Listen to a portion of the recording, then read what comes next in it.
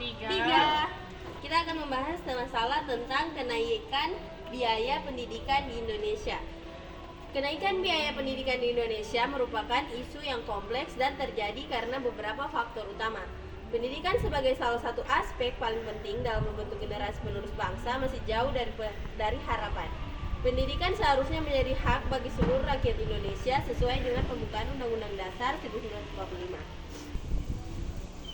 Kenaikan biaya pendidikan di Indonesia merupakan isu yang kompleks dan terjadi karena beberapa faktor utama. Pendidikan sebagai salah satu aspek yang paling penting dalam membentuk generasi penerus bangsa masih jauh dari harapan. Pendidikan seharusnya menjadi hak bagi seluruh rakyat Indonesia sesuai dengan pembukaan Undang-Undang Dasar 1945 yang menyatakan bahwa tujuan negara adalah mencerdaskan kehidupan bangsa. Pendidikan dipandang sebagai komponen penting dalam pembangunan dunia, termasuk bangsa Indonesia yang kini telah memasuki abad ke-21 milenium ketiga. Menurut sebuah artikel yang dikutip oleh Detik.edu yang mengutip data statistik BPS, biaya pendidikan tumbuh 10% hingga 15% setiap tahunnya. Pendidikan harus terjangkau dan dapat diakses oleh semua lapisan masyarakat, terutama masyarakat miskin. Sangatlah penting untuk menyadari bahwa pendidikan yang tidak merata sebagai akibat dari mahalnya biaya pendidikan akan berdampak pada semua elemen kehidupan sosial. Masalah selanjutnya akan dibacakan oleh teman saya. Baik, masalah yang pertama yaitu anggaran pembiayaan sekolah yang tidak efisien dan tidak efektif. Tujuan manajemen pembiayaan sekolah adalah untuk memastikan bahwa biaya terkait dengan penyelenggaraan pendidikan tersebut. Sekolah harus membuat rencana anggaran pendapatan dan belanja sekolah setiap tahun untuk menentukan sumber pembiayaan.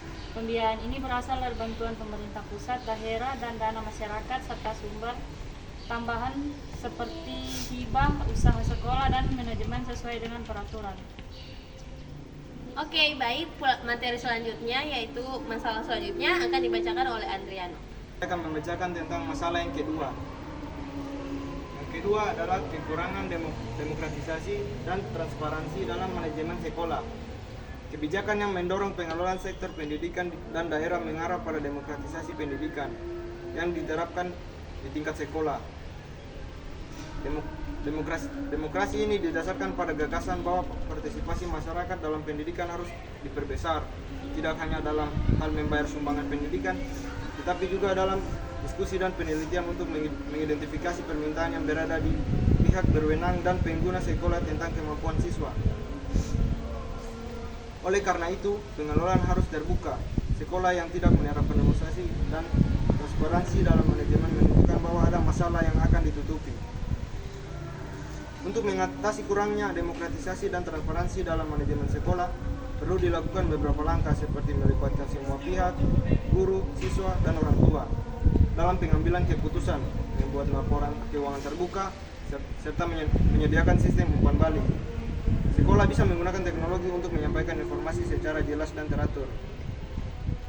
Pihak manajemen juga perlu diberi pelatihan agar lebih memahami pentingnya keterbukaan, serta dilakukan evaluasi berkala oleh pihak independen untuk memastikan prinsip demokrasi dan transparansi diterapkan dengan baik. Materi selanjutnya saya serahkan kepada moderator. Baik, saya akan membacakan materi ketiga, yaitu masalah ketiga, kurangnya pengawasan dan kontrol pemerintah atas pungutan biaya sekolah. Sumbangan dan pendanaan siswa seharusnya dilarang di sekolah negeri, tetapi masih ada. Hal ini sangat memberatkan masyarakat karena masih banyak masyarakat miskin, sehingga tidak terlalu membebani masyarakat. Hal itu harus diawasi dan dikontrol jika dilakukan untuk membantu pendidikan dan meningkatkan partisipasi masyarakat terhadap sekolah. Selain tidak memiliki payung hukum yang jelas, putusan yang dibuat oleh sekolah negeri ini tidak pernah diaudit.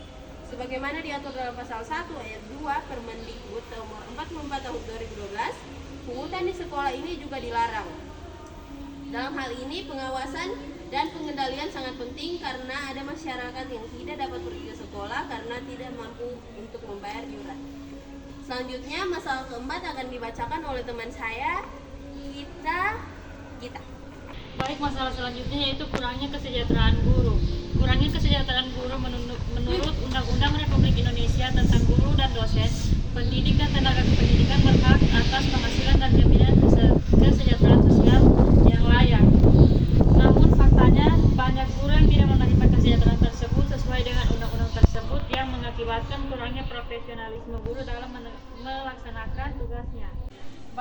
selesai sudah materi kami, saya akan kembalikan kepada moderator.